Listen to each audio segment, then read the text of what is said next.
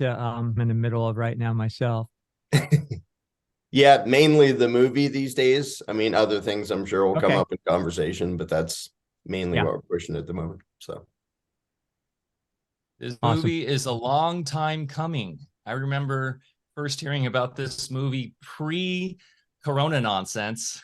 Like, uh, it definitely is wonderful that it's finally out. We are live.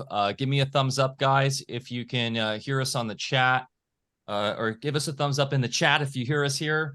I'm going to announce this to our Telegram group that we are live, and I'll hit record and fire this bad boy up. Excited to have Larken Rose on. Here we go. We've been wanting Larken. We've been wanting you on this show for back since we started. Really, we're big fans of your work, by the way. So this is exciting. well, thank you. I'm an introvert hermit, so sometimes I'm kind of hard to coax into doing anything. Well aware, my friend, getting you out to Music and Sky was a monumental and very rewarding task, to say the least. And But ask Mike what it took to get me to actually do podcast. I said, no freaking way. Are you kidding? Coercion. yeah, well, it's important for us to get the great minds out to the people, because I think a lot of the great thinkers in the world are, and the knowers of the world especially, are more ascetic, more inclined to not be out in the public eye so much, because it's quite challenging to the neurology. But that being said, let's hit record and respect your time and get going on this. Thanks for being with us, Larken. Yep. Okay. Do this.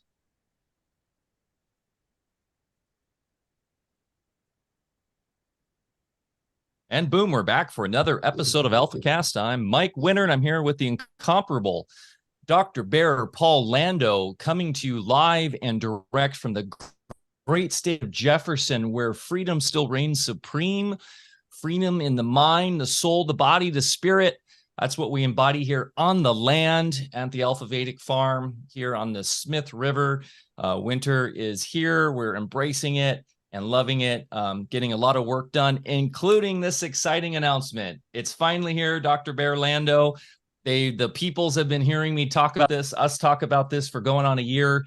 The private platform is finally launching. The Alfa Vedic private community platform on alphavedic.com is launching in not the following Monday, but the Monday after. So we ask you to go to alphavedic.com. You'll notice some changes starting in the middle of next week, where you can sign up to be notified of the official launch. But if you're not on our mailing list right now, please go to alphavedic.com right now. A pop-up will come up on the website. Join our mailing list. We will be sending out multiple announcements to our mailing list about this in the coming days. Very, very excited. This has been years in the making, and extremely important for us moving forward to get off the technocratic systems and to be in the private, which I'm sure we'll discuss a bit today with our special guest, Larken Rose. But very, very exciting, Dr. Bear Lando. We are finally there. Absolutely. Absolutely. You're talking about our new fans only site? Yes, where you will be showing off your feet, which you, I know, take great pride in. I don't know what fans let's only get is, into Bear. it. I don't either. I've been told though. So, Mike, take it away. We want to talk to Larken here. And Larken, thanks for being with us. This is awesome. As I was telling you beforehand, I'm a big fan of your work, been following it for a long time. So we'll get into it all. Mike, take it away. Yes, a long time coming. As we were saying before I hit record, we've been trying to get Larken on the show going on since probably 2019. So he embodies his philosophical stance on the essentially freedom and everything around the nature of power, the nature of really the core principles of natural law, and everything he's talked about for forever is also in alignment with exactly what we talk about every week. So this is been a long time coming, and it's perfect timing with the release of his film Jones Plantation. But definitely strap in for this one. Larken Rose is here to share about his latest film, Jones Plantation, to deliver a most timely message to every member of humanity that must now decide which master they choose to serve. As I titled this, "It's time we all get off the plantation." You can control a man with brute violence. Did you like my title also, Mike? What was that title again, sir? What's that had to do with? It was a takeoff on the Hotel California. Oh, you can yes. check in, but you can never. Anyway, go ahead. Sorry to interrupt. Yes. That was on our mailer that I wrote. Yeah, you can control a man with brute violence, but you can never truly own a man until he's convinced that your word is law and obedience is a virtue. Larken Rose is an outspoken advocate of the principle of self-ownership, non-aggression, and a stateless society, and is the author of a number of books, including The Most Dangerous Superstition, which you can currently get still on musicandsky.com. We are selling that for Larken, and creator of numerous articles and videos. In Larken's own words, quote, "The primary threat to freedom and justice is not greed or hatred or any of the other emotions or human flaws usually blamed for such things. Instead, it is one ubiquitous superstition which infects the minds of people of all races, religions, and nationalities, which deceives which deceives decent, well-intentioned people into supporting and advocating violence and oppression.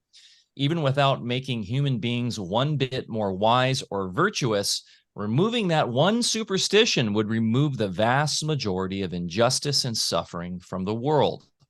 Jones Plantation further evolves Larken's remarkable decades of work for those who dare question any earthly claim to, quote, authority, for those who believe in paying their fair share and compliance at any cost.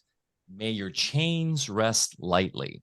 You can, I have the show in the show notes here. I have a link directly to the Jones Plantation film. Please click that.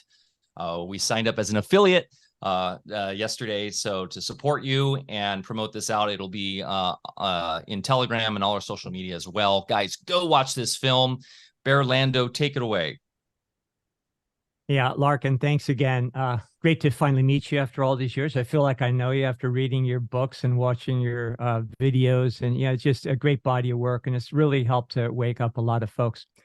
In this movement, and I don't know what else to call it, for a lot of us, it started with the tax beast, dealing with the infernal revenue folks there. And that's how I started. I was working as a fireman paramedic back in the mid 70s, and got a paycheck one day after I was supposed to get a raise. And actually my take home went down because it put me in another bracket. Then I got letters from the good folks that said I owed even more money. And that something just kind of tilted me. I said, F this, that's, who are these people? What gives them the authority, right? It just, inside there's just something that, no, this is wrong. So that led at that moment into decades of being a tax skeptic, we'll say, which also earned me a multiplicity of visits from three-letter agencies, not just confined to the infernal revenue. So I guess maybe it was in the early 2000s. I forget when your work first came out in your book, and you were having your little kerfuffles as well. I started following you at that moment. And what I really love about your work is how it's evolved more into just, not just simply about one issue like taxes, although that's huge, but it became a question of who are these guys? Who grants anybody authority to tell me what to do, take my stuff? And, that's why your work has just been so invaluable. Sorry, my phone's going off. So anyway, so good to have you here. I'm right in the middle of Jones Plantation. I downloaded it last night, and I'm about halfway through. So I'm not quite sure how I end, but great script so far. As I turned it off earlier, I just saw you up there as some of the new management, on the plantation there. So we'll let you tell us all about it, but maybe we could start out just for folks that aren't familiar with your work, and a lot of us are. Tell us how, what your impetus was to get into all this, and also endure all the ordeals that you've had to put up with just to stand up and question things. So welcome again, and I'll let you take it away from there. Well, a lot of people actually assume that it was the tax thing that sort of made me doubt authoritarianism and statism entirely. That actually came later. I gave up the belief in government and political authority entirely in 1996. And I knew basically zero other people who thought the way I did. So I was already talking about it on like AOL and like what existed back then. And the ironic thing for me was that the tax thing had nothing to do with the philosophical principle, which matters 100 million times more than like whatever their stupid legalese scribbles happen to say. But the tax thing, I was just pointing out, oh, by the way, they're also lying about their own laws. And to me, those sort of technical issues are all treating the symptom. They're all like looking at, and whether it's the currency or the warmongering or a lot of people have different things they can point at and say, this is horrible and evil, and they're right. But it wasn't until I realized that there's a way to unplug all of it. That all of it springs from people's belief that somebody has the right to rule them and they have an obligation to obey. And without that, none of those schemes and scams work. And so since 1996, I've been trying to point out that it's logically impossible and in fact insane to think that somebody else has the moral right to rule you. In other words, that you're obligated to forsake your own conscience and your own moral judgment in favor of blindly obeying basically the worst people in the world.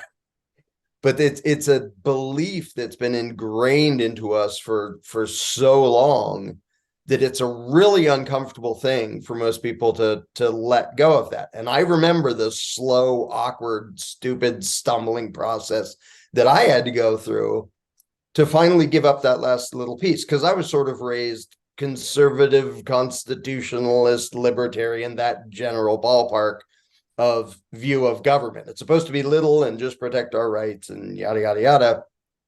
And it took me ages to be able to admit that there can't be such a thing as a government that just protects rights. If it did that, it wouldn't be government. It wouldn't have a monopoly. It wouldn't have special rights, wouldn't have authority, wouldn't have any territory, wouldn't be lawmakers. It would just be people.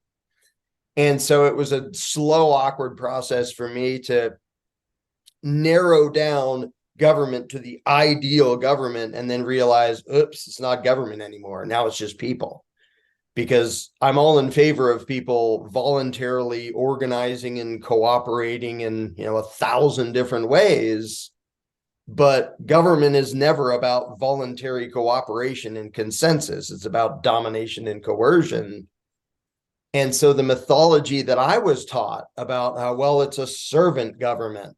It's like, no, if somebody can tell you what to do and take your money without your consent, they're not your servant. And now things like that to me seem so ridiculously obvious that I think, why did I hang on to it so long? The notion that there could be such a thing as a government that serves the people and represents the people, well, bossing them around and taking their stuff. Like, you're not representing me if you're bossing me around and taking my stuff. But even concepts that simple, it took me a long time to let go of the indoctrination that I had gone through, because being surrounded by people who believe in government, even if it's, well, we want a tiny government, we want a minarchist government, whatever flavor of ruling class they want. And of course, they don't think of it as a ruling class and they don't call it a ruling class, but that's still what it is. So since then, since 96, a vast majority of my time and effort has been spent trying to help other people escape that indoctrination, hopefully more quickly and more comfortably than I did, because it was a slow, awkward, stupid process for me.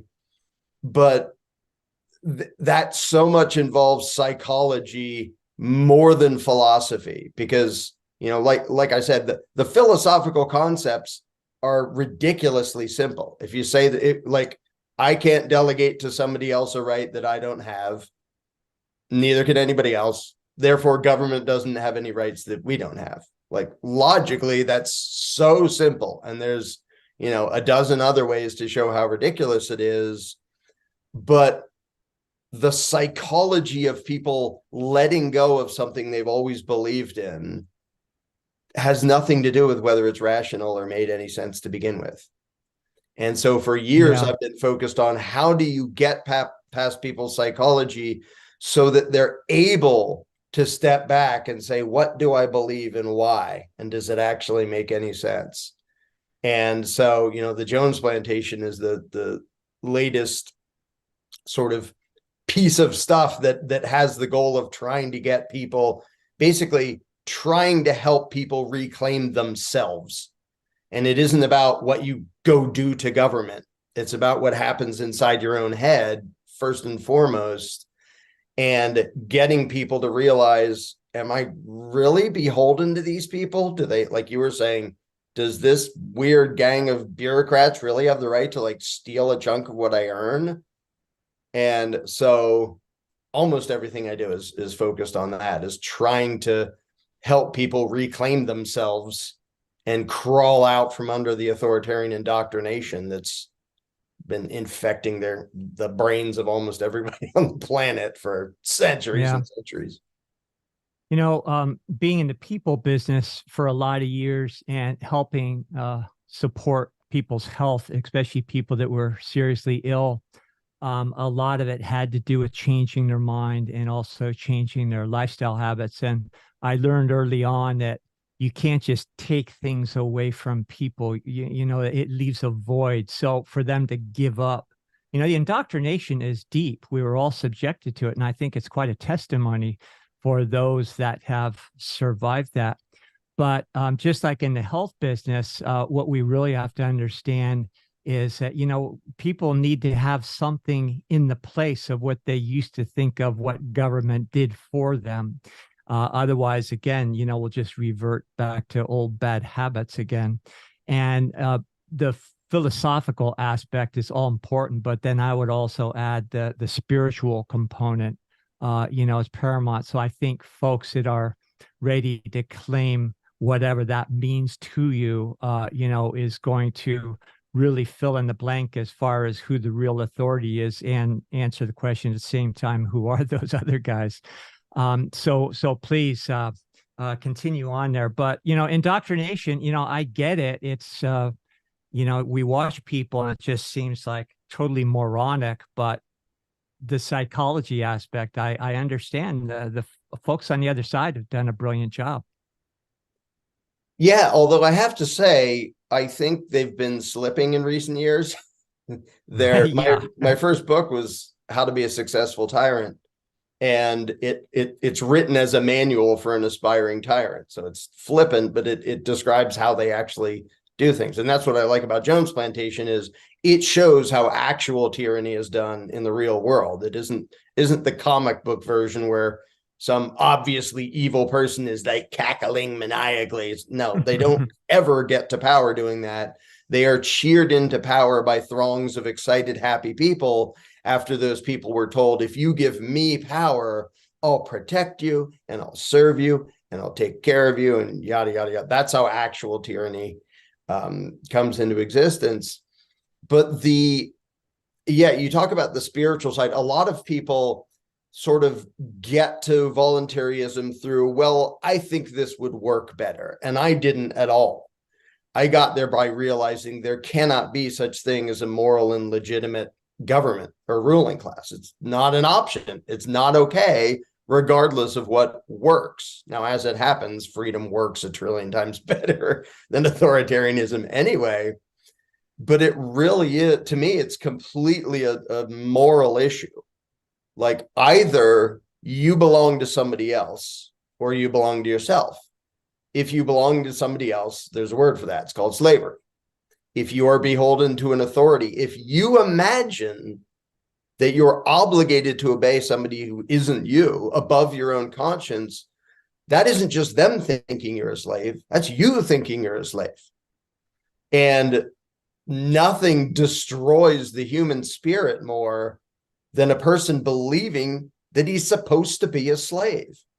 And I did a series of videos recently reading from the autobiography of Frederick Douglass, who grew up as a slave, and his revelations along the way that, hey, this isn't okay. Now, from our vantage point, it sort of feels like, how could anybody who was being treated as a slave, how could they think that was okay and legitimate? A lot of them did, because they were surrounded by the message day in and day out, including by their fellow victims, that, yeah, you're the rightful property of that guy. So if you run away, you're a thief because you're stealing yourself from your master. A lot of them really thought that way. And to read Frederick Douglass's firsthand account of living in that, and the spiritual and moral awakening that had to happen for him to realize this isn't just, it's not that we should have slightly nicer masters. It's not that, well, this is unfortunate, but it's, this is all the way wrong, top to bottom, start to finish. We have to do away with this. And I'm absolutely convinced that humanity in the not too distant future is going to look back on statism the same way we all now look back on slavery and say, that was horrible. What on earth was humanity thinking? That you could own other people?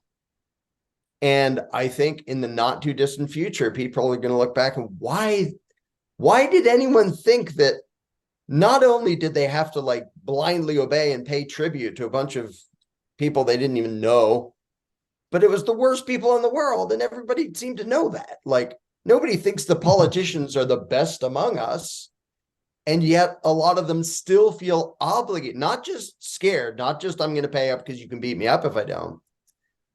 Because authority isn't just about the ability to violently dominate someone. It's about the right, the moral right to violently dominate someone. And I believe that belief, even though it's still all over the place and has its tentacles and deep in a lot of people's brains, I think that thing is going to be on its deathbed soon. And then we're going to see literally the beginning of humanity. It doesn't solve anything. It starts what humanity is supposed to be, which is a bunch of self-owning individuals voluntarily interacting and cooperating and organizing instead of thinking and acting like the subjects of kings, because they changed the terminology, but it's the same mentality. If you think, well, I'm a proud law-abiding taxpayer, I'm proud to obey those people and pay tribute to them, even though they're the worst people in the world. Like, humanity needs to outgrow that insanity.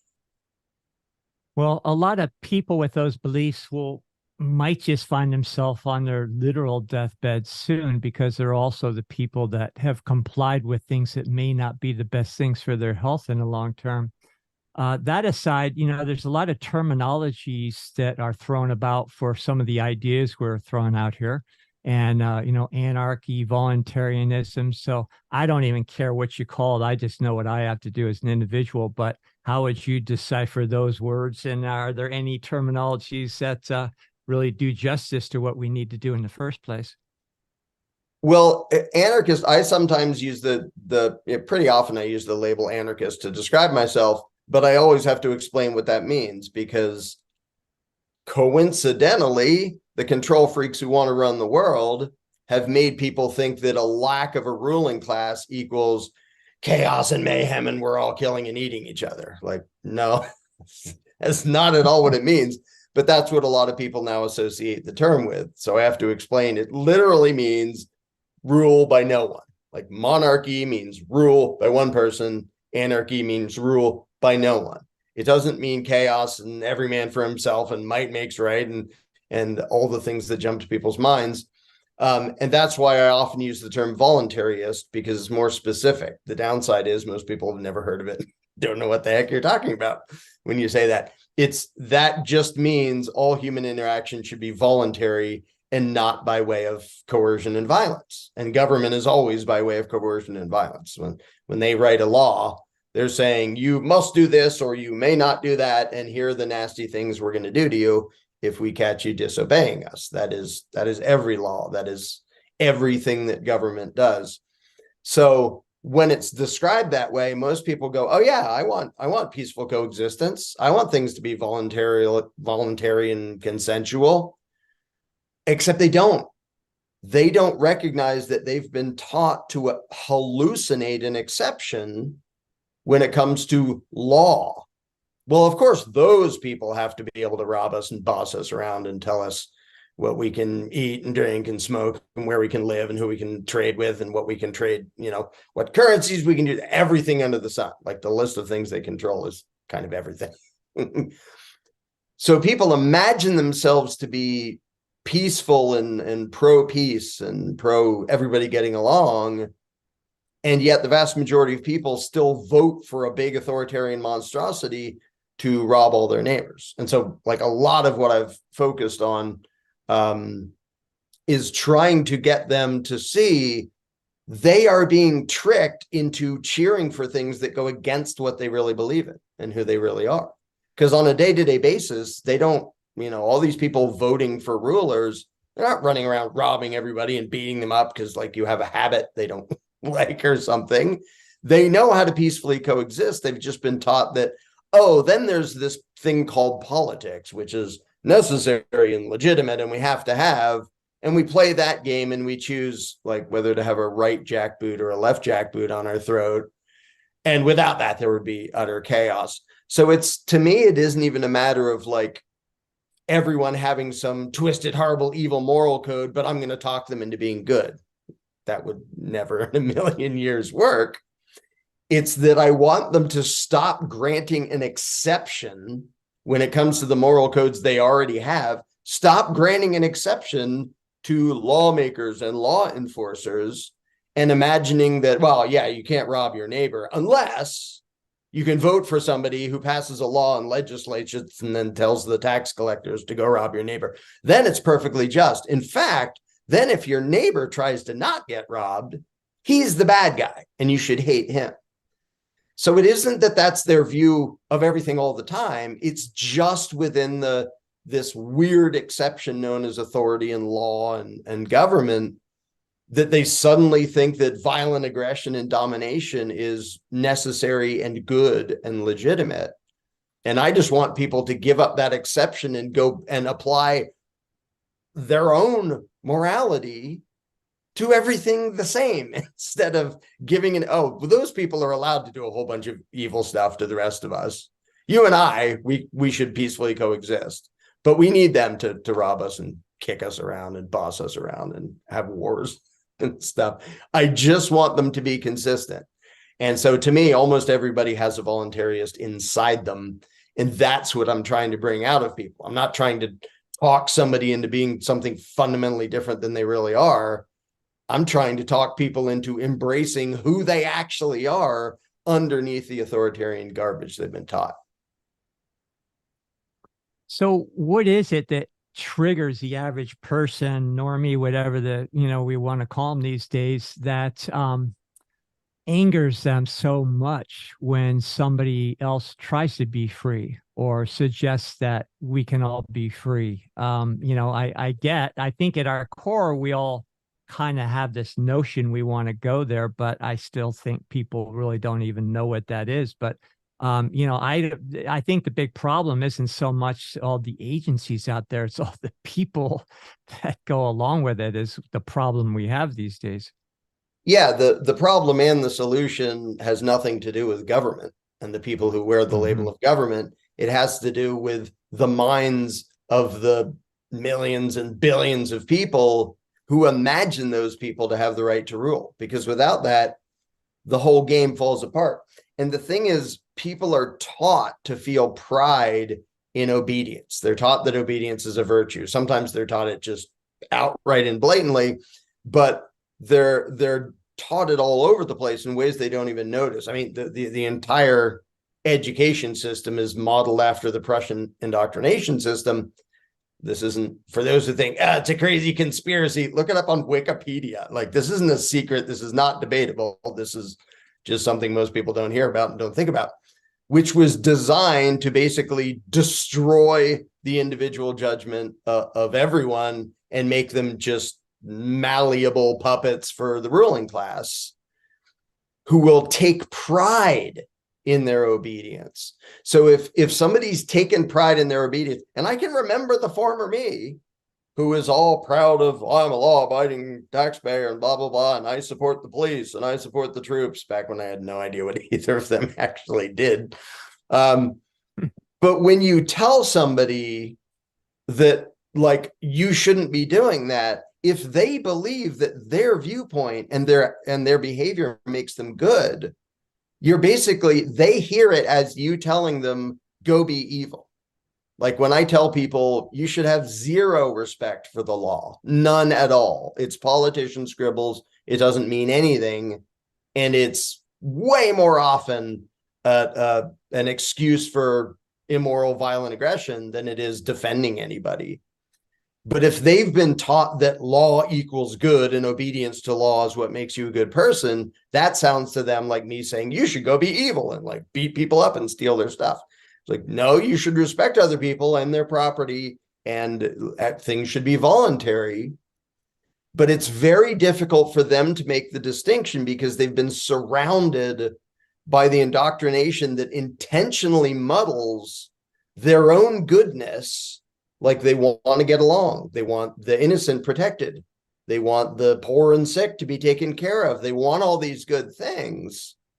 But they've been convinced that, well, the proof that you actually care about what's good is that you ask government violence to be used to solve those problems. Now, of course, government doesn't describe it that way. We're going to have a welfare state that takes care of the poor. Really? Where are they going to get the money? Don't worry about that part. By mass extortion, maybe? And we're going to protect the innocent by robbing all of you and then having a police force that does a really bad job of protecting the innocent and mostly just goes around finding excuses to rob people for, like, having their car windows be slightly darker than some arbitrary regulation allows. But because those have been muddled together in people's heads on purpose, so that their goodness has been intertwined with obedience to these psychopaths, it's an uncomfortable process to talk to someone and say, I want you to hang on to your goodness. I'm not trying to talk you out of your goodness. I'm trying to get you to see that the goodness that you instinctively understand and believe in does not match the statism that you were taught. There's a direct conflict there. They're diametrically opposed, even though there's this massive amount of propaganda that's made people muddle the two, including me back when I was a statist. And I can look back now and see the discomfort of my brain trying to sort it out and see how long it took me to finally let go of statism and realize the law and government and authority is never the answer to anything. Like, I thought it could be, it's the ring of power. We can use the ring of power for good. No, you can't. Because by its very nature, it's violent domination, and you can't use violent domination to make humanity what it should be. And so that was, a very slow, awkward process for me to go through years and years and years ago. And I made a course called Candles in the Dark, which is about teaching voluntarists how to talk to normal people without offending them and making them defensive and angry. And it takes a lot of self-training to train your own psychology to not do a lot of what comes naturally, but which tends to make things into an argument. Because if they perceive you as an enemy, like you're some outside weird set of beliefs that don't match mine, and I'm the good guy, that means you're the bad guy. If that's how they perceive it, and, I'm sure every anarchist, voluntarist I know can relate, they're defending their own enslavement and their own victimization. And you're like, I just want freedom for you and me. Like, I don't want aggression. I don't want violence. They're like, well, you just want chaos and mayhem. because there's so much psychology involved in getting people to back up and reconsider the possibility that what they believe and what they've been taught to believe is a twisting and a perversion of who they really are and what they understand at a gut level about how humanity should be. Like, you ask people, are you in favor of peaceful coexistence? Who's going to say no? Trouble is, almost 0% of the population advocates peaceful coexistence, because they've been taught that if you advocate violent aggression by way of government and politics, that's good and necessary, and that's how we have civilization, and yada, yada, yada. So it's a slow process, but I really like the method we came up with. And when I'm in Candles in the Dark mode, it never becomes argumentative. I also do debates in public that are completely argumentative because they're just competition of ideas. But there is absolutely a way to get through to the voluntarist inside almost anybody without them feeling attacked and getting defensive and getting all mad and stuff. But it takes a lot of self-training to not let your own psychology fall into combat mode with them, where they're like, my ideas are good, your ideas are bad, I'm going to defeat you. Because if that's your view of the other person, they're going to know it before they have any idea what you have to say. They're going to know that you're the enemy, and so they're going to go into defensive mode, and that accomplishes nothing. And there's, I can't even count how many anarchists, including myself, have been through the process of the frustration of, I'm trying to help you be free, not just me. I'm not just saying I want to be free and I don't care what happens to you. I want you to be free too. And people make these excuses and argue back. So because it's an indoctrination, it's not just about logic and evidence. You can't just reason, well, 2 + 2 = 4. Do you understand? No, because marauds and chaos and every man for himself. So there's a lot to it, because it really is a cult deprogramming that people have to get through to give up government, because the belief in government is absolutely a religious belief. It's the most insane religious belief in the history of the world.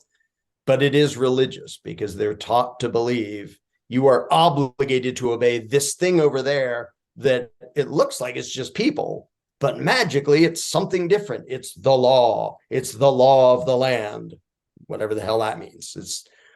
It really is a matter of deprogramming people out of a cult, and logic doesn't do that. You have to understand their mentality enough to invite them out of it, instead of just trying to bludgeon them over the head with a different idea. I used to attempt to felt and found technique, where, you're broaching one of these controversial subjects and you agree with people. You say, yeah, I know how you feel. I used to feel the same. I felt the same way.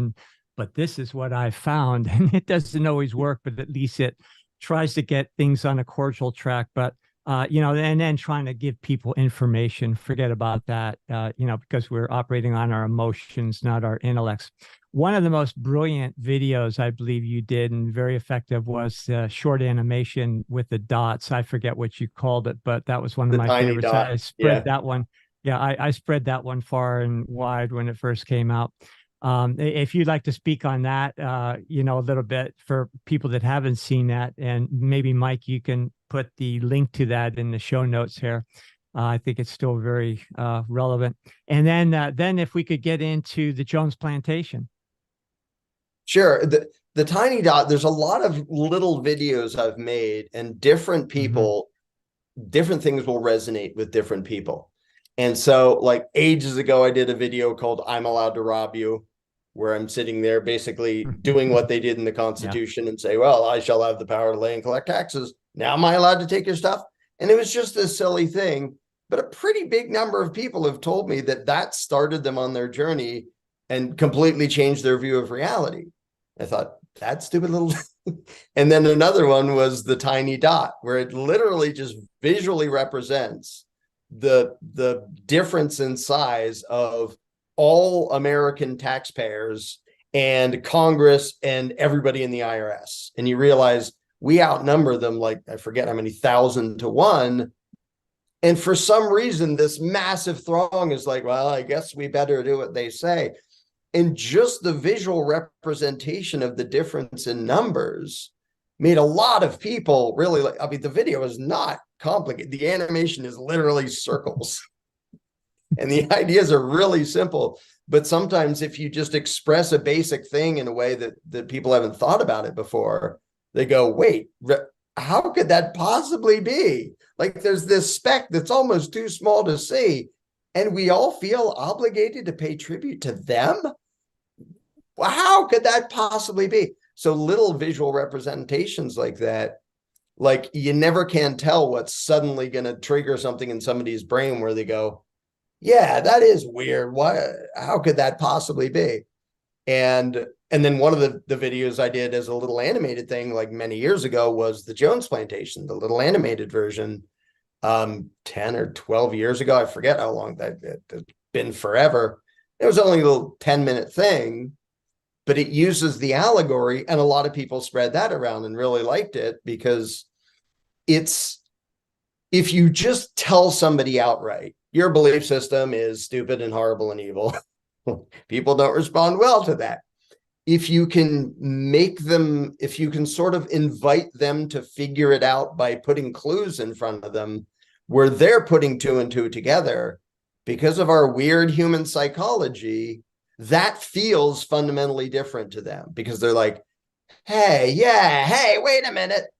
And the difference between that and someone just telling them the conclusion they just came to anyway, the difference is night and day on whether it works. And that's just because our psychologies are so dang weird. Like we like to think that we're these, rational thinking beings that you can just explain the logic and the evidence and people will accept it. No, they won't, as you know, like in the medical profession, in philosophy, in almost everything.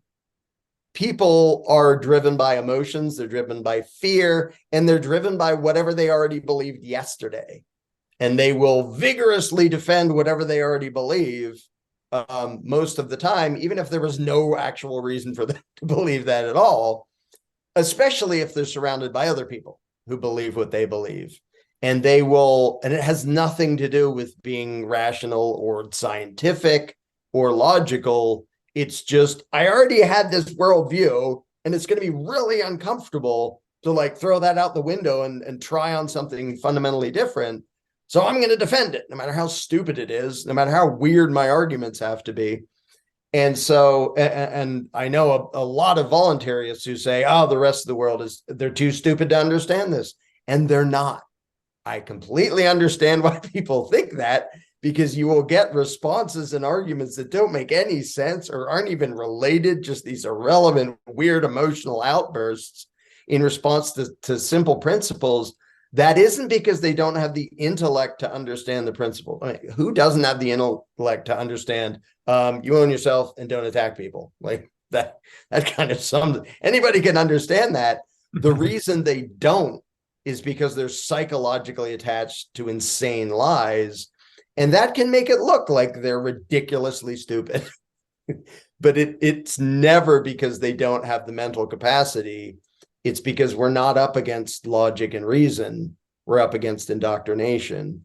And so what I've been doing for 27 years, all little videos, approaching it, 100 different ways, and it'll resonate with different people, something to make them step back just enough to say, yeah, there is something sort of weird about that, my basic assumption about reality, and then helping them process that instead of like bludgeoning them over the head with, here's the conclusion you should reach. Because even if it's totally true, that doesn't work. People have to be invited to reach it themselves. Like we do not and should not have the power to make somebody believe something different. And we don't. All we can do is set things up such that they're in the best position, that if they choose to look at it and think about it, then they can find the truth. And sometimes you have to like lay it out right in front of them, but not bludgeon them over the head with it. Yeah, film is a great medium for that because frame by frame, it walks you through step by step the logic, but through an emotional pathway. because we are engaging through our bodies neurologically, physiologically, with all the juices in us through feeling and desire.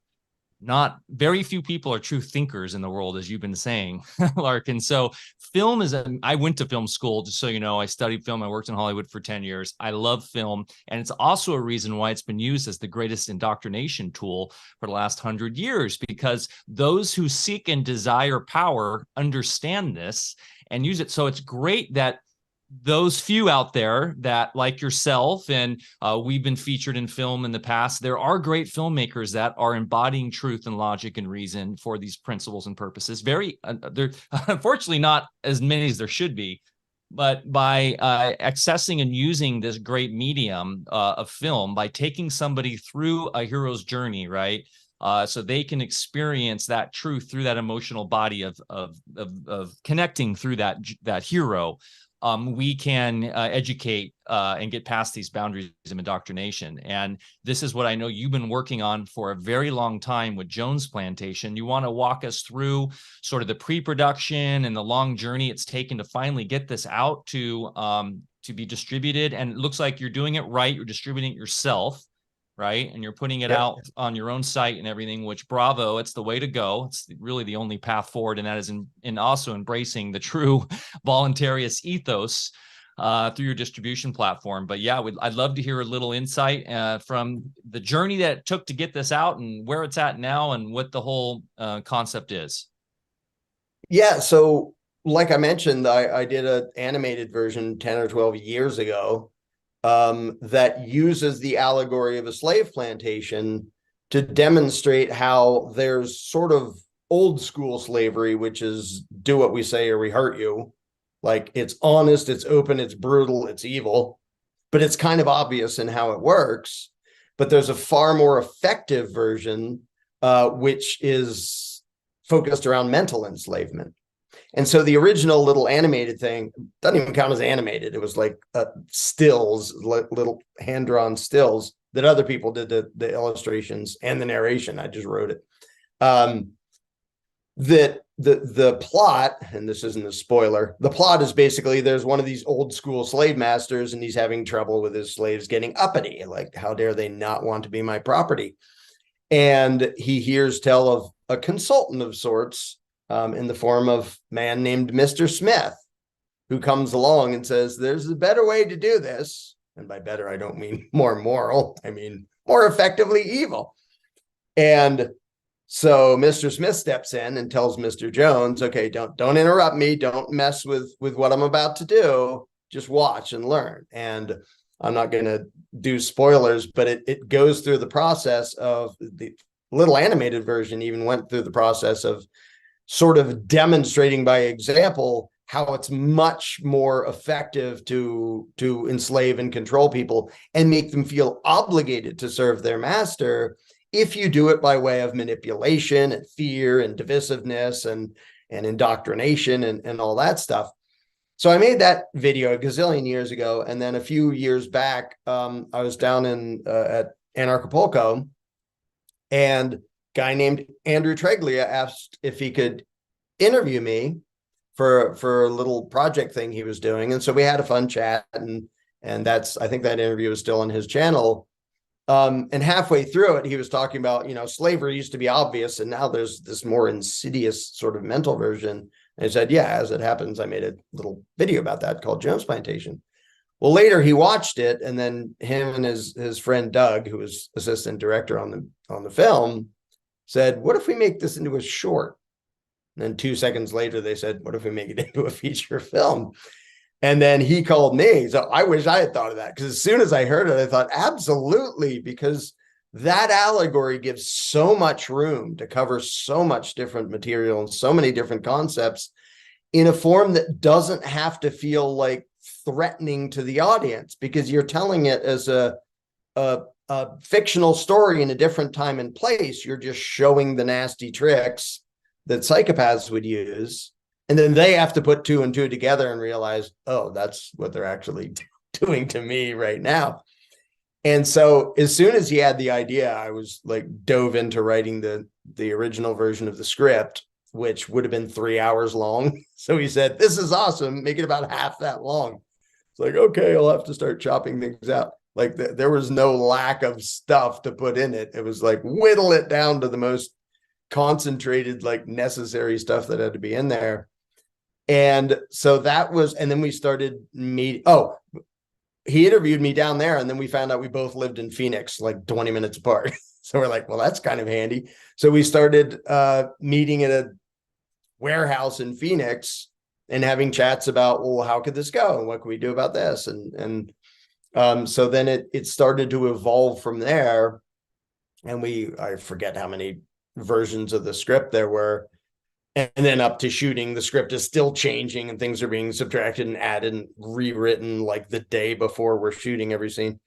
But the reason I trusted him is I knew he all the way understood the message.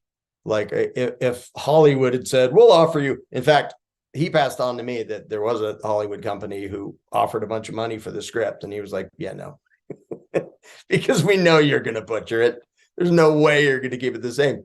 He didn't have to ask me because he knew that would be my response too.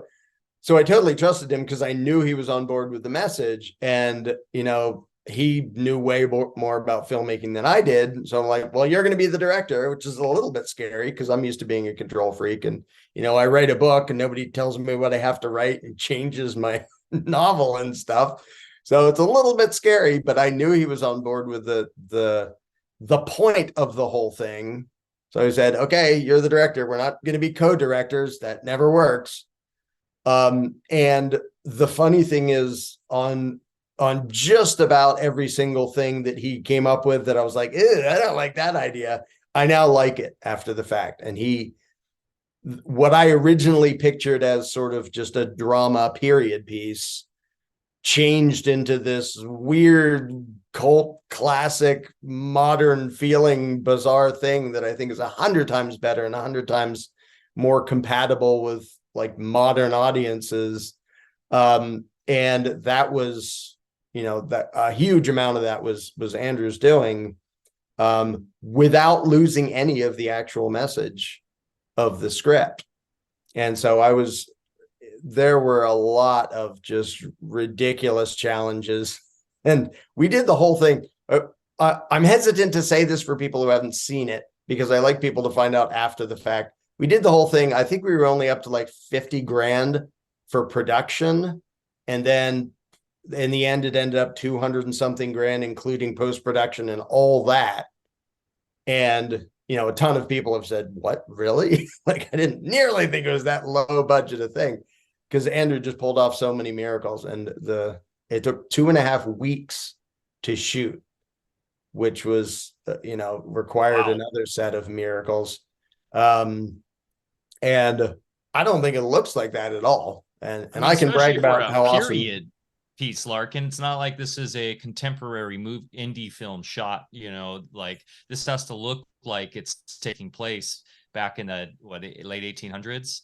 Yeah. Is that what it's supposed to be happening? So it's marvelous. You guys shot in the South, or where did you shoot this? Yeah, we shot in 2 locations, one for interiors, one for exteriors, Natchez, Mississippi and Faraday, Louisiana, which are like a half hour apart. And one was for the interiors and the big plantation house you see, and the other is the exteriors and the church that's like 180 years or something ridiculous. I forget exactly.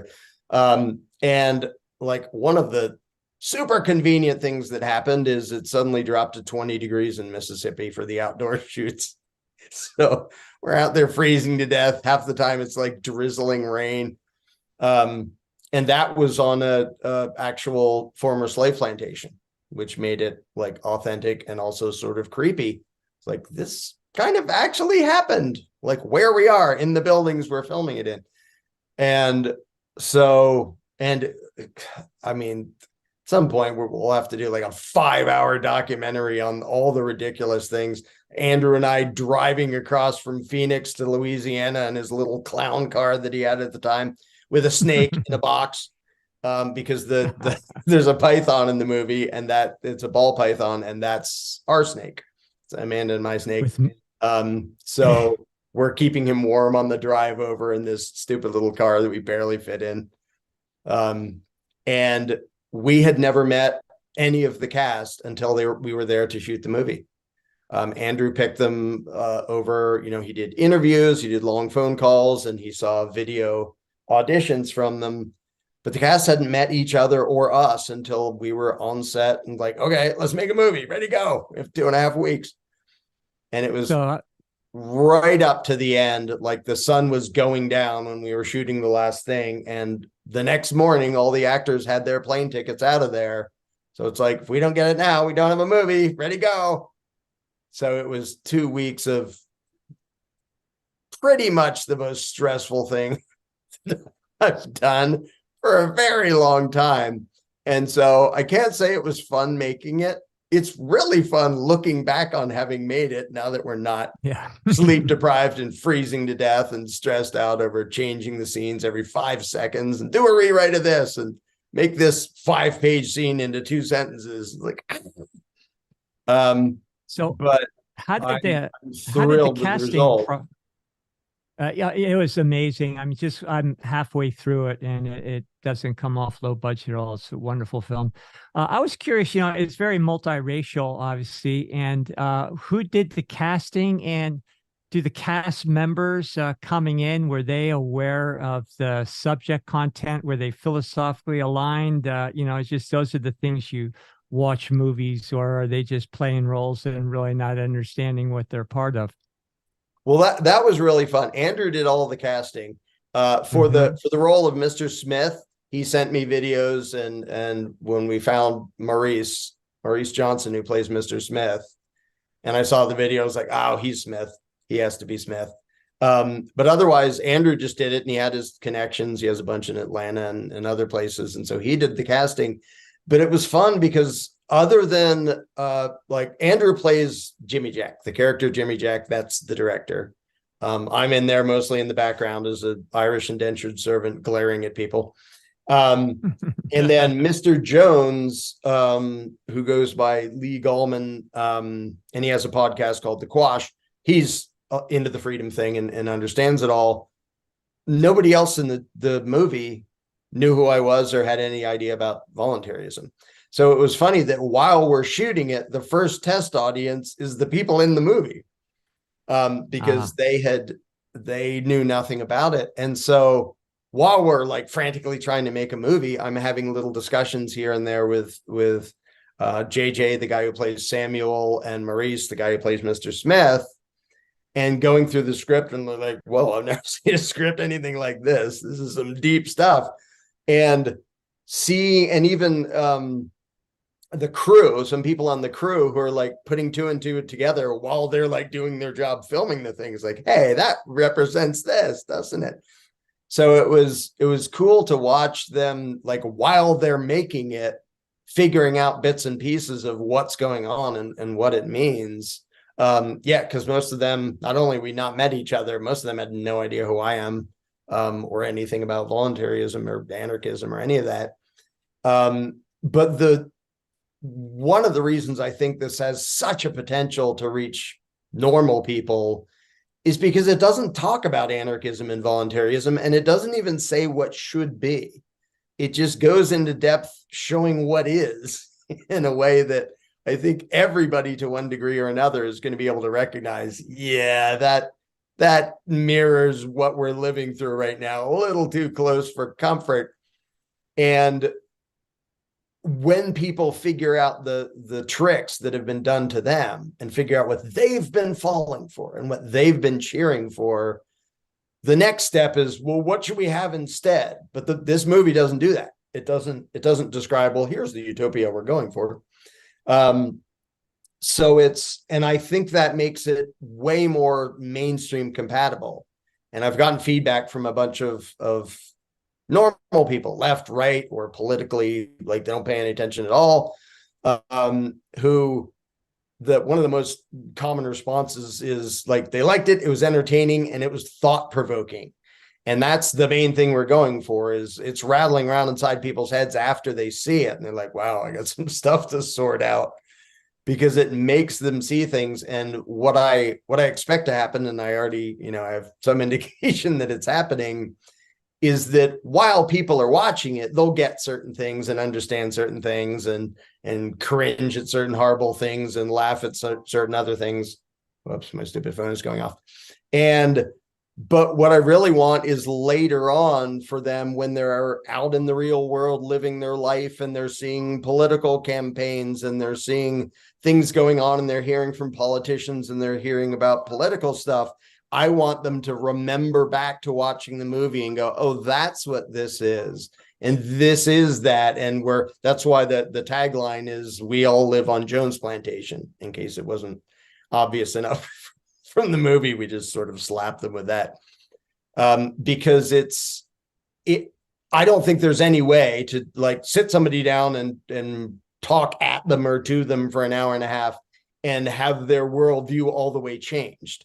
I think it's more a matter of disturb their comfort a little bit and then get them to a point where later on they're going to have to keep sorting things out and thinking back to it and go, yeah, there is that. And maybe this is, and because it gets into democracy and it gets into the currency and it gets into a whole bunch of different manipulations and deceptions, there's lots of areas of everyday life that people can be living and go, oh, this is Jones Plantation, isn't it? So that's the goal, is not just, well, they'll be woken up while they're watching the thing. Is no, it'll disturb them enough while they're watching it that it's going to keep rattling around inside their brain for days and weeks and months later. It's a video too. I think you could sneak in on your liberal friends because, you know, on the surface, it's sort of multiracial and has to do with slavery and all the good narrative talking points these days. But halfway through it, yeah, like you say, they might be having some thought processes. Yeah.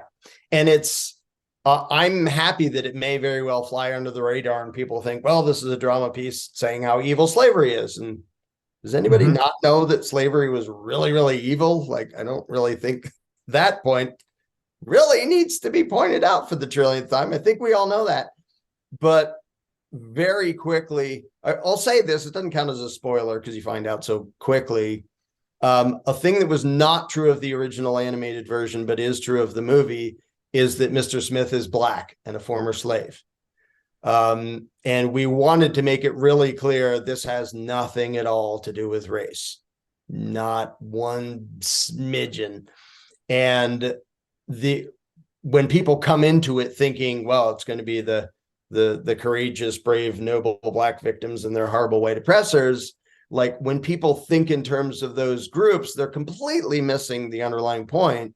So it was actually my idea early on, let's make Smith a former slave. And there's a number of different purposes that it serves to do that, but it completely throws out the window that the idea that this is like white against Black, and shakes that up intentionally. And then along the way, you see the dynamics of different individuals. And basically, at the end of the day, it's sort of a representation of a dozen different ways that humanity fails to do the right thing. And one example of somebody who all the way does the right thing.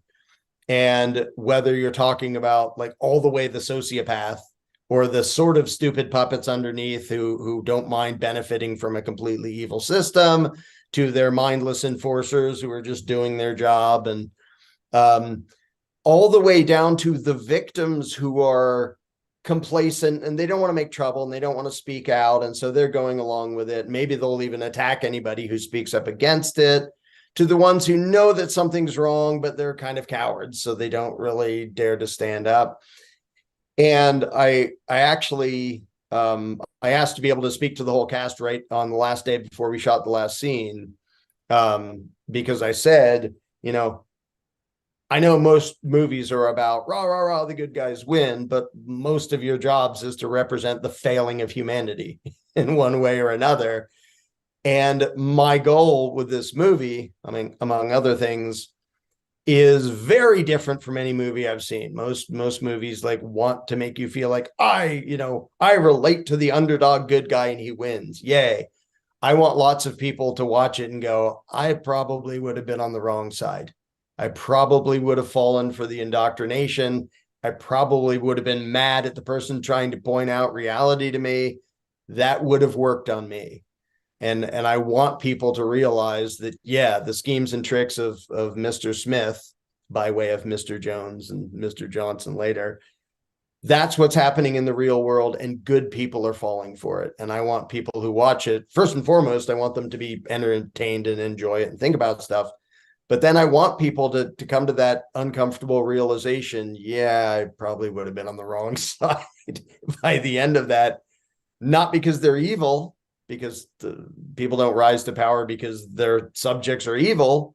It's because they're gullible and easily manipulated and deceived. And I want people to recognize how easy it has been for the Smiths of the world to trick them into cheering for evil without them even noticing, while thinking we're the righteous ones, we're the good guys because we support, this plan or whatever.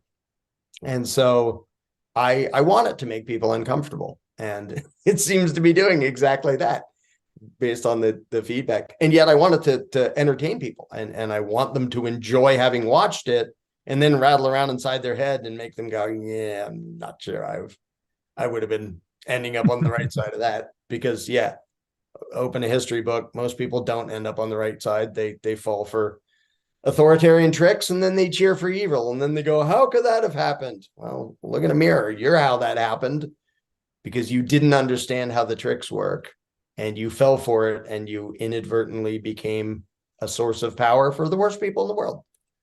So that's a realization I hope clunks people over the head after watching this. So I guess that begs a question: what's your prognosis moving forward here, in light of funding new wars as being the first order of business with the new Freedom Caucus in government, and folks saying, yeah, let's go get the bad guys. I hear a little bit of optimism, from you, but in light of current events, I remain optimistic too, but I think we might have to go through some stuff. Yeah, I think we will go through some stuff. However, and this may sound a little funny given everything I talk about, I'm more optimistic now than I've ever been before, because I think the belief in authority is going to crumble, and it's not going to be that far in the future. Now, the control freaks tend to get desperate and violent and nasty and even more psychotic when they start to lose power. So I'm not saying it's going to be a smooth, easy ride from here to there, but I think there are a lot of indications that people's sort of deeply held belief that we have to obey those in government and respect the office, and that's been falling apart for decades. And I think the last few years actually sped that up, with the number of people who did blindly believe stuff and obeyed stuff and went along with stuff. I know a lot of people said, like, this made it so much worse. And I said, no, it just showed how bad it already was. Like before that, you could see someone walking down the street and think, well, maybe they know how to think. Well, last few years, you have an indication right there. No, they don't. But that was already the case. It's just, it wasn't so obvious before. And yet at the same time, there are more people who were like normal, unthinking, compliant, law-abiding taxpayers who like played by the rules and yada, yada, yada, who were forced into a position where they had to question things and they had to disobey, and they learned how to say no. And even though it's like it wasn't a majority of the population, we don't need a majority of the population to topple literally any empire in the world just through disobedience. If 10% of the people say, yeah, we're not playing, we're not doing this, we're not going along with it, the control freaks do not have the resources to enforce anything. And a huge number of people who had never doubted anything, never questioned anything, have suddenly been forced into this awakening by the psychopaths themselves, which has been really weird to watch. From the beginning, I've been saying this is the dumbest thing I've ever seen them do. Yeah, short term, they're grabbing a lot of money, they're grabbing power here and there, they're pushing their agenda, but they're telling lies that are gonna fall apart. And if you're a tyrant looking long term, this is not how you do it. And I'm convinced that their best propagandists are like dead and gone, like the Edward Bernays of the past, who were like geniuses when it came to mentally enslaving people and controlling people through propaganda. They're doing a horrible job now. And they have enough momentum and they have enough resources and money and hired thugs that they can still do plenty of damage. But I think their game is absolutely falling apart. I mean, the fact that the mainstream media, I have to put quotes around it now, because they're not the mainstream anymore. CNN and MSNBC and all those, all together, they don't add up to Joe Rogan, just this guy with a podcast. And, Jimmy Dore and Russell Brand, there's a bunch of just normal people. And they're, most of them are statists to one degree or another. So they're not on my side, but they're not propagandists for the system. They're people saying what they think. They have bigger audiences than the entire propaganda machine does. And that's a really good sign, because when like Michael Malice has been on with Joe Rogan and Jimmy Dore and a few, and he's openly an anarchist and he explains the stuff. That discussion is now happening. That was not happening before. You don't get on MSNBC and have a discussion about the virtues of anarchism. Like hell will freeze over before they're ever going to have that discussion. They're now being dwarfed by just people who have podcasts and like you guys, because of the technology and having an audience, we can talk to like large numbers of people and have these discussions that they can hear. And like, I remember in my lifetime, like I'm 55 now, it was in my lifetime that there were 3 channels and they were owned by the same people. There was just this stream of propaganda. There was they pretend to have this spectrum of debate that's like this wide and makes no stinking difference. That was what everybody was being bombarded by. And now we have this. The viewership of CNN has just been nosediving for years. And all them people think they're lying crooks. And that is what matters, because the mentality of the people is what determines the future. The day-to-day schemes of the psychopaths in the long run don't matter. That won't keep their power alive if the people drift away from believing that we have to obey them, we have to acknowledge them. And the fact that there was a bunch of disobedience, including out here in Arizona, including among a bunch of their own enforcers, like a number of sheriffs, including in Arizona, they're like, we're having these lockdowns and these mandates. And the sheriffs are like, yeah, no, we're not. We're not enforcing that. And so when you have a governor saying, you all must do this, and the sheriff, who was the guy who would enforce it, saying, no, you don't have to do that. And that happened again in Illinois recently about some stupid gun thing over there. And most of the county sheriffs said, yep, we're not doing that. Happened down in New Mexico, where the governor's like, we're going to suspend Second Amendment. And most of the sheriffs are coming out and saying, no, you have no right to do that.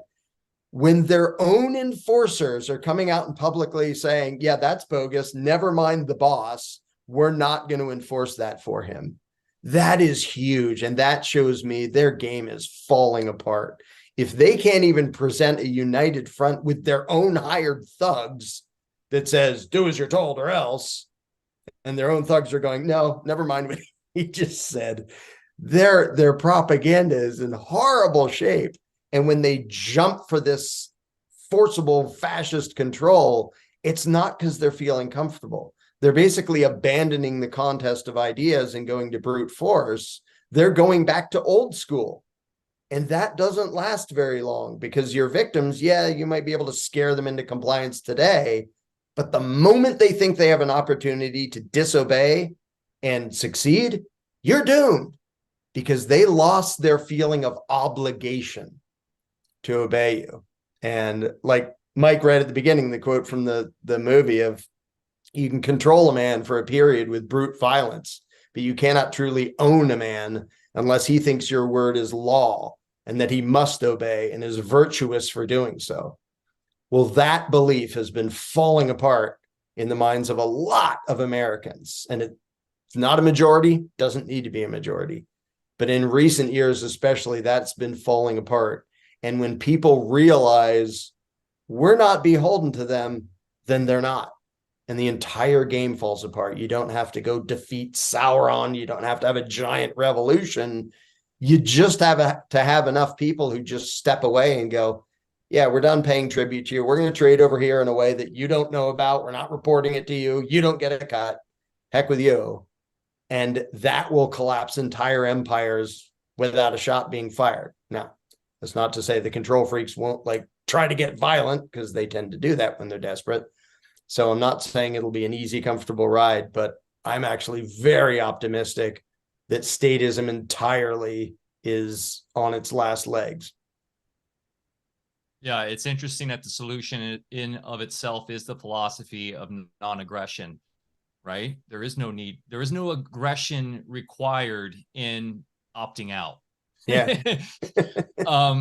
And I do have a question about the film. Have you considered getting it on Amazon? Because I think it could have a shot, as Bear was saying, reaching more of the masses outside of the channels of, affiliate networking and stuff. I know that's a great way to start, but Amazon seems pretty open to having controversial or out of the box films on there.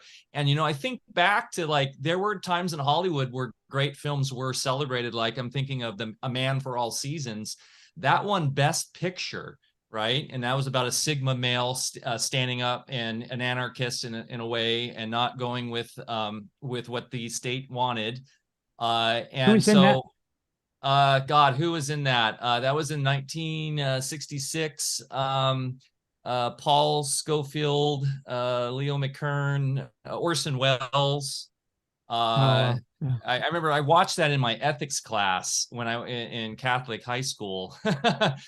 And so I'm just thinking, Larken, it may be worth a shot, tapping in eventually to Amazon. I mean, we're featured in a film called Terrain that Andrew Kaufman directed, that's specifically about terrain theory and how viruses don't exist. And that's on Amazon now.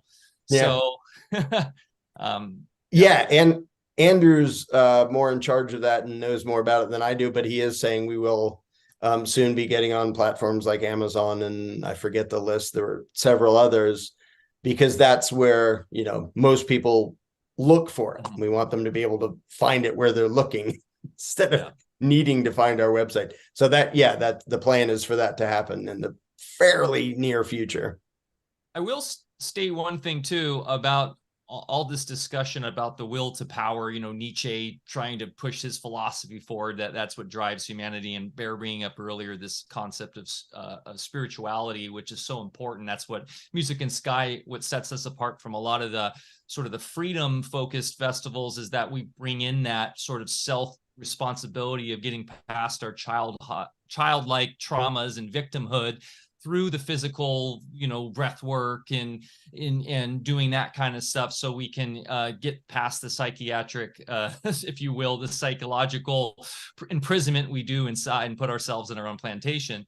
But you did have an interesting debate, and towards the end of your talk with a person there, an attendee, about this notion about the commons, and about how that works in a voluntarist anarchistic mindset, and how do we respect the commons, and how do we facilitate that? Because I do see power in that, and having, for instance, public lands. As somebody who loves to hike and explore, we're dealing with some states where it's all private ownership and you can't go anywhere without a fear of being shot. I know this comes up a lot in your debates, but curious on how we can effectively have the commons and mutual respect of Mother Nature and this planet through a voluntarist approach. Yeah, I think that in a whole lot of settings, I think trying to have common property tends to be a catastrophe, but there are some ways in which you have to do it. Like it's necessary, like things you're talking about. And the thing is, like on the American frontier, when basically the settlers were outrunning the tentacles of government, because they thought and acted like grownups, they figured out a bunch of pretty intricate ways to oh, hey, we have one well in this town. How are we going to decide how to deal with it? And to me, the first step that has to happen is people have to outgrow the belief in authority, so they start thinking like grownups. Because when government comes in and says, don't worry, we'll make sure everything's fair and we'll take care of the environment and the common this and the public lands, and then they butcher it. People are trained to think like children, where all you can do is whine to the teacher to try to give you preferential treatment over the other students, and which is all of politics. And so I think that humanity sort of has to be thrown into a situation where they have to think like grown-ups. And an example is whenever there's a huge disaster, like there's a flood or a hurricane or something, and it knocks out the power and knocks out communications, a lot of people are suddenly like, well, there's no the authorities here, there's just us. So let's suddenly act like grown-ups and do what needs to be done. But a lot of people have never been in that situation and have zero practice of being grown-ups. And so I can describe some of the things that I would like suggest for when it comes to the commons and preserving nature and things like that. But ultimately it's going to be like people have to come to a consensual agreement in some area of like, okay, we're going to live in this area and this part, we're going to leave it as it is. We're not going to like dam up the river and kill all the fish that people down there are living off of and stuff like that. And it's one of the areas in which I think humanity has kind of regressed, because there were times when people had to figure that stuff out, and they did because their survival depended upon it. And then they respected these rules. And the thing is, when you have a rule that everybody is basically, it's not some king said we're going to do this and beat you up if you disobey. It's everybody in the area recognizing we all have to do this or this is going to go really badly. And then they do it. It's by consensus. It's by agreement. There's 1,000 different ways to handle those problems. And I would never in a million years claim to be the one who's going to have the best idea. So, and I've described this a lot. I can give my predictions and my suggestions and my guesses of what might happen, but I guarantee 1,000 other people are going to come up with better ideas than I would. But that requires humanity thinking and acting like grown-ups. And they've done that. And there's like stories of like Little House on the Prairie. Like, I love that thing. And the fact that it was based on, I mean, the TV show has made up a whole bunch of stuff that didn't happen, but it was based on the life experience of Laura Ingalls Wilder, who wrote about it. And a thing I never noticed watching the TV show is there's no government in Walnut Grove.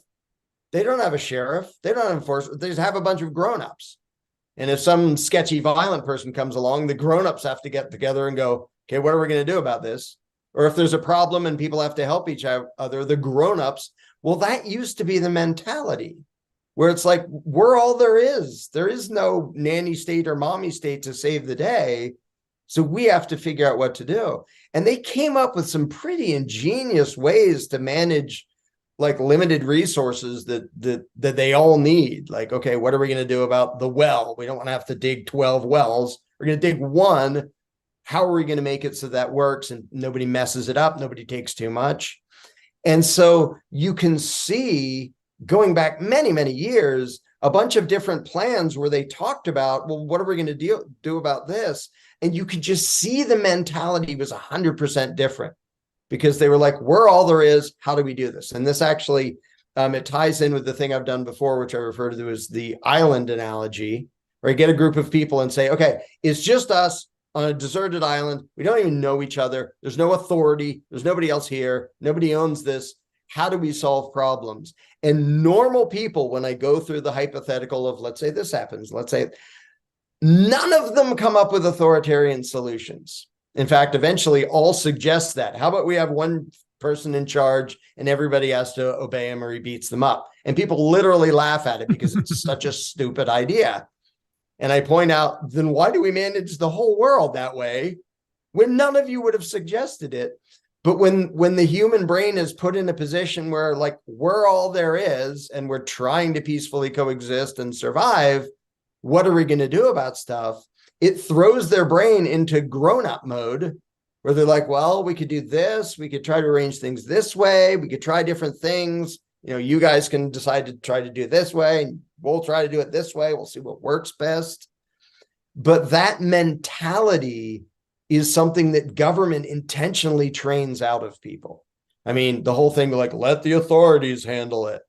And even in school, the thing of like, well, if two kids are in a fight, you're both in trouble. It doesn't matter who started it. Really? It doesn't matter who the aggressor was and who was defending himself?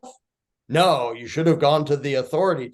People are literally trained to remain as children.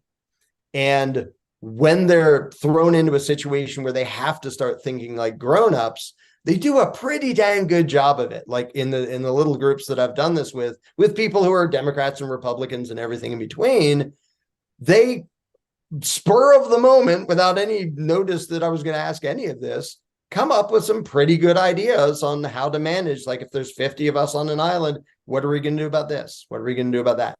Somebody was caught stealing. What are we going to do about it? You know, the different scenarios. And so to me, it's not a matter of I have the master plan of what everyone will do. It's if we pull the plug on the master plan, humanity has to start thinking like grown-ups because their peaceful coexistence and survival will depend upon it. And so all those things, even though I could describe, and I have before, I've described what I think would be ways to do it. Like, I'm not going to be the emperor of anarchy. I'm just going to be one guy. And I can suggest stuff and other people can go, why don't we try this instead? And I might go, oh yeah, your idea is way better than mine. But it's a mentality shift that has to happen. And then the power of human ingenuity solves it. Not me, not a master plan, not some code that somebody wrote down somewhere, but unleashing the ingenuity and the creativity of humanity outside of the setting of authoritarianism. Like that, I have more trust in that, including among a bunch of strangers I know nothing about, than anything any government could ever offer as a solution to anything. What are the odds of solutions coming from the creativity of billions of people versus a handful of old guys in suits? So Right. I think the odds, I'm equally optimistic in everything that you say, but also I think paralleling that distrust or growing distrust in authority is people really perceiving that their needs can now be met by themselves. And that's what we're all about on this channel is, I operate a farm here. We grow stuff, we feed, people, we make our own medicines, teach people how to take care of their own bodies. So there's really a growing quest for people wanting that kind of information. So, you put those things together, everything you've been talking about as well. And, it's a done deal, but we still got to go through what we've already allowed to happen to get there. So anyway, any final thoughts or things we haven't covered? And then Mike, you go ahead. You're about to say something. I was just going to add one more thing. This is why we're a huge fan of open source and open sourcing everything. And you see the success in open source with like Linux, and Unix, which was essentially what Apple's using, that code base. And it's what all main developed, coders use. And you're seeing it now, open sourcing and a lot of other elements of life. Nature is fundamentally open source. So I couldn't agree more with you, Larken, that humanity, when we are open source to work with each other, collaborate, and come up with ideas, we thrive much more than when we have to hold on to intellectual property and all of that concept of ownership. And that's why I think the fundamental concept of far supersedes even private property is the non-aggression principle. Because when you're acting morally, then trust is self-evident, because you can trust the fellow adults around you because they know that they're not going to do you harm. They're going to work with you. They're going to take your idea and work with it and try to honor that you were a progenitor of that idea, right? But then maybe add some things with their own skill sets to make it even better. And we can only profit more and experience more abundance through open source. So thank you for that. But yeah, any final things to touch on as we wrap up this wonderful discussion? A thing I often close with, because I think it's really dang important. of the people who already understand the concepts of non-aggression and self-ownership and, voluntarism and all that fun stuff, I can totally understand and sympathize with people getting frustrated and thinking, we're doomed, the rest of the world is too stupid, they don't understand. I would strongly urge people to not fall into that trap, to not give up, because this is a numbers game. If there's, a handful of us who believe in like actual freedom, and there's a world of people who believe in authoritarian domination, then like sooner or later we get a tank in our living room, and that doesn't go too well. We need to be able to connect with the rest of humanity. I mean, it doesn't have to be all of them, but we need to connect to the normal people who don't even like to philosophize and think about things and ponder and debate all these different ideas. And that is absolutely doable, but it can feel impossible and it can feel frustrating. But that is what matters, is the mentality of the people. And if a handful of people who know the truth hide in a corner and just grumble about the fact that everybody else is stupid, we're kind of doomed. Like on a practical level, it doesn't work. And to me, one of the most important things that made me not constantly stressed out and pessimistic was realizing that our enemy is not the people. Our enemy is a lie that the people were taught, and that is their enemy too. And so when you're out there talking to people who believe in statism, even if they're like staunch authoritarians in, one way or another, if you can keep in mind, you're talking to somebody with a voluntarist inside whose view of reality has been warped by authoritarian indoctrination.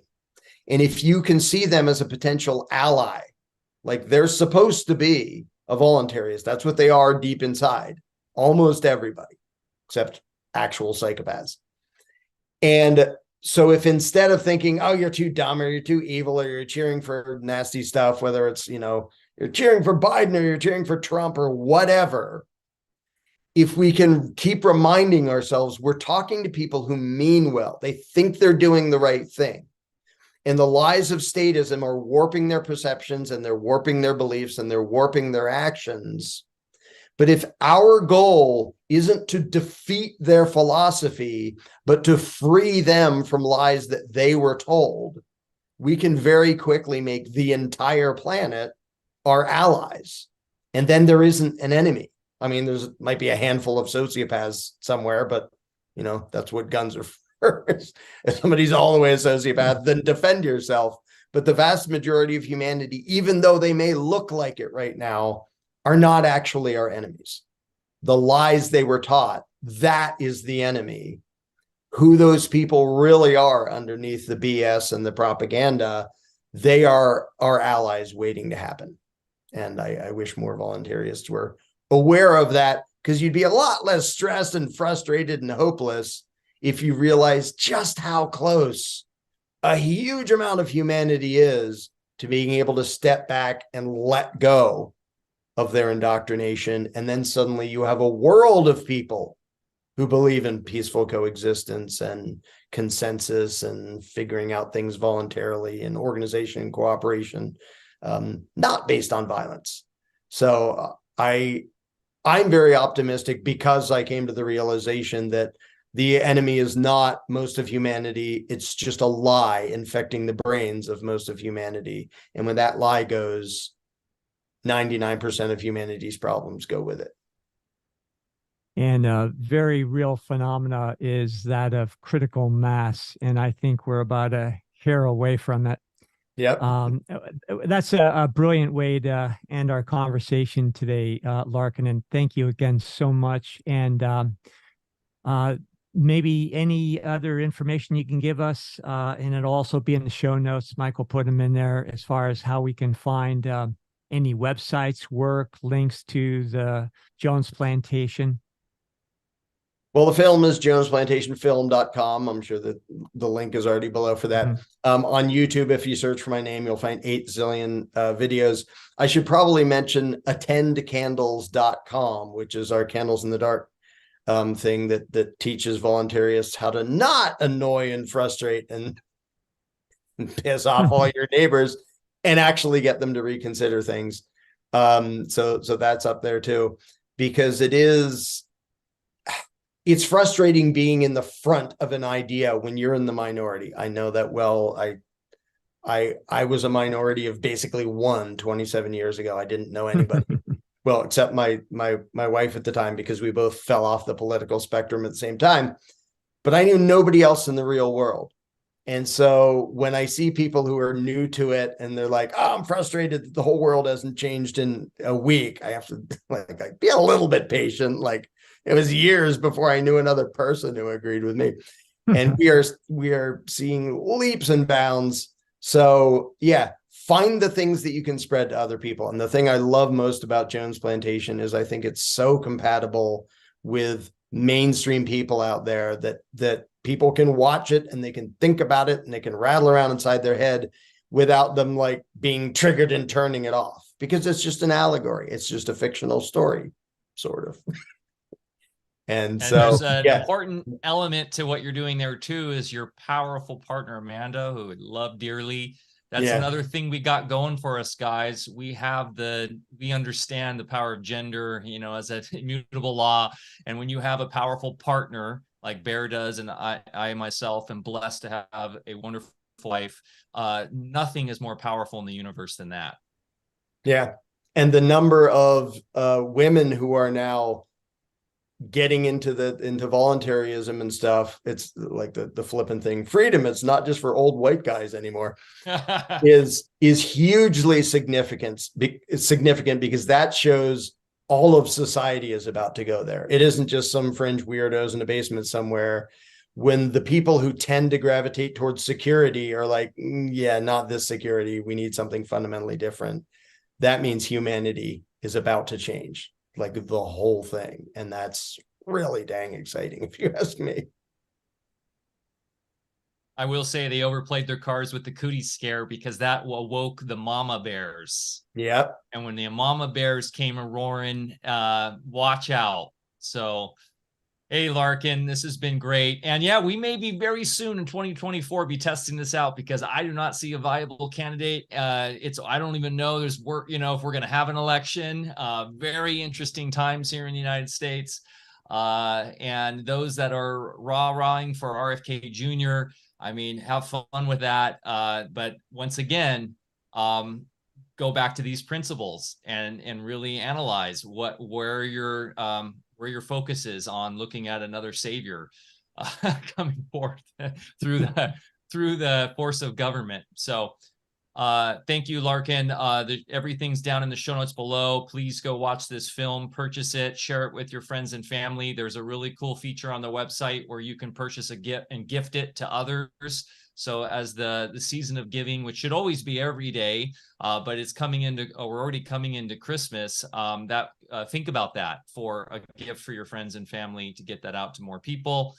Love you guys. Thanks for joining us today. The chat was awesome, very spirited, and for the most part, all in consensus with these ideas. So awesome, Alfa Vedic community. You guys get it. And we'll see you next week with the great Amanda Vollmer will be joining us, who is keyed in on all these concepts as well. Have a great day. Have a wonderful weekend. I hope to see some of you all out at St. Cloud, Florida, at Jim Gale's farm this weekend.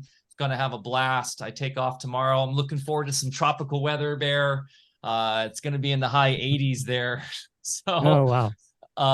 Stoked on that. And Acapulco is happening. Larken Rose will be there. I'll be there. Andrew Kaufman, Alex Zek, the Bigelson brothers, Topher Gardner. It's basically an Alfa Vedic Acapulco this year. Pretty wild. So, really looking forward to seeing you again in person, Larken.